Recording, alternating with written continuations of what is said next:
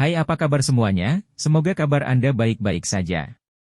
Terima kasih karena sudah memberikan support dan juga kesetiaan Anda untuk membangun channel Codot Film. Yuk kita lanjutkan alur ceritanya, sambil siapin kopi dan cemilan, setting suara volume full.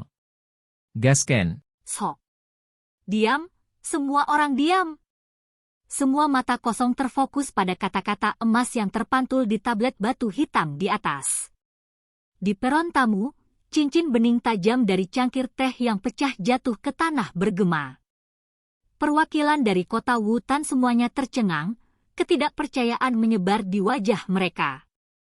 Tujuan kunjungan mereka adalah untuk memastikan apakah rumor itu benar atau tidak, untuk melihat dengan mata kepala sendiri apakah Xiao Yan benar-benar melompat 4 duan qi dalam rentang waktu 1 tahun.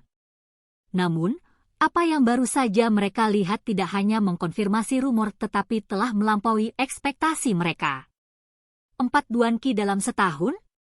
Sekarang berubah menjadi 5 duan qi. Kecepatan pelatihan ini hanya bisa dijelaskan dengan satu kata, menakutkan. Klan Xiao telah berhasil sekali lagi, semua orang di platform tamu tidak bisa membantu tetapi bergumam pelan. Untuk memiliki anggota klan yang melompati 5 duan qi dalam setahun, masa depan klan Xiao terlihat cerah. Jika tingkat pertumbuhan ini berlanjut, maka mungkin dalam 10 tahun, klan Xiao akan memiliki anggota peringkat Du Huang. Semua orang di platform tamu saling memandang saat hati mereka merasa berat memikirkan itu. Du Huang, jika ada klan di Kekaisaran Jia Ma yang memiliki Du Huang yang kuat, status mereka akan meroket di dalam Kekaisaran Jia Ma. Bahkan 3 klan terbesar di Kekaisaran Jia Ma, klan primer, klan Nalan, dan klan Ritter, akan menghormati klan itu. Lagi pula, hanya ada segelintir Du Huang level Doshes di seluruh Kekaisaran Jia Ma. Setiap Doze yang mencapai peringkat Du Huang memiliki kekuatan untuk menjatuhkan apapun dari langit ke lautan dan menghadapi 10.000 musuh dengan mudah. Tidak ada kerajaan waras yang berani menyinggung Du Huang tanpa mempertimbangkan konsekuensinya. 300 tahun yang lalu, satu-satunya Du Huang Doze dari Kekaisaran Jia Ma telah membunuh keluarganya sebagai akibat perang. Akibatnya, Du Huang seorang diri membantai 10.000 ksatria elit musuh dalam kemarahan. Kedua kerajaan itu terguncang karena pertumpahan darah. Sejak saat itu, tidak ada kerajaan di benua Du Qi yang berani menyinggung Du Huang Doze. Pada saat yang sama, semua orang melihat betapa menakutkannya Du Huangs. Oleh karena itu, semua orang yang melihat hadiah Xiao Yan memandang Xiao Clan dengan sangat iri. Di tengah platform tinggi, bahkan Xiao Shan sedang melihat kata-kata emas di monumen dengan matanya sedikit masam. Setelah beberapa saat, dia menghela nafas panjang dan melihat putranya yang berpakaian hitam dengan ekspresi syukur. Keputusan terbaik dalam hidup saya adalah tidak membuat ketidaknyamanan antara Yan dan saya. Sebagai ayah Xiao Yan, Xiao Shan sangat menyadari temperamen putranya. Dia masih bisa mengingat dengan jelas bahwa di masa kecil Xiao Yan, tidak lama setelah kelahirannya, betapa acuh tak acuh putranya padanya. Xiao Yan akan selalu menatapnya dengan tatapan dingin, seolah-olah dia sedang melihat orang asing dan bukan ayahnya.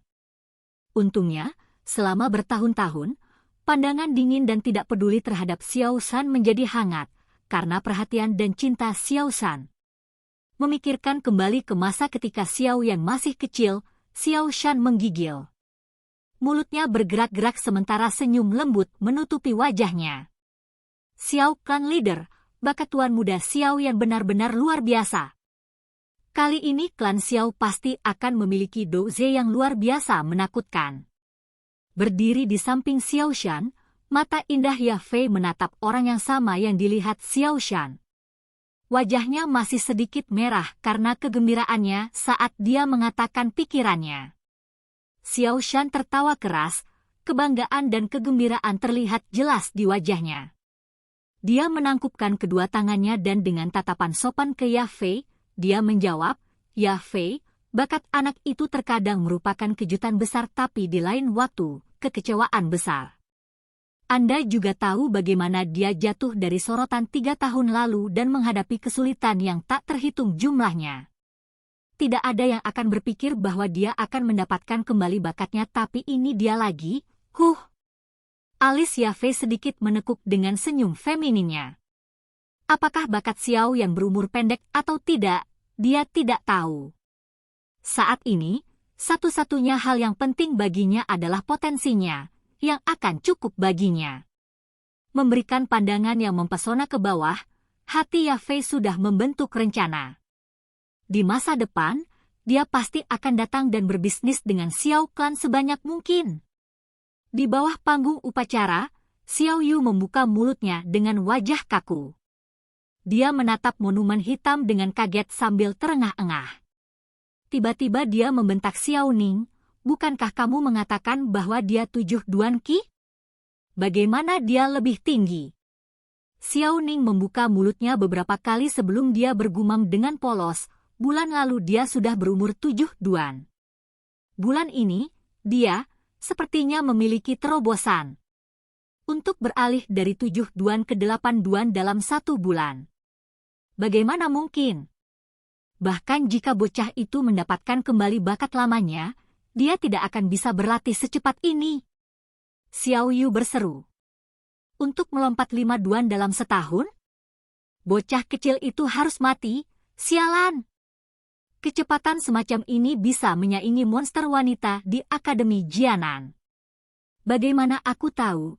Xiao Ning memberikan senyum pahit saat dia melirik Sun Er yang jauh, hanya untuk melihat tatapannya tertuju pada Xiao Yan di bawah dengan mata kekaguman dan tidak memperhatikannya sama sekali. King Bastard. Setelah diabaikan oleh gadis yang disukainya daripada yang lainnya, hati Xiao Ning berkobar dengan api kecemburuan. Mengangkat kepalanya, dia melotot ke arah Xiao Yan yang kontras dengan wajah mudanya. "Silakan pergi ke..." Oke guys, jangan lupa like, comment, share, and subscribe di channel Codot Film. See you next video, peace out and bye-bye.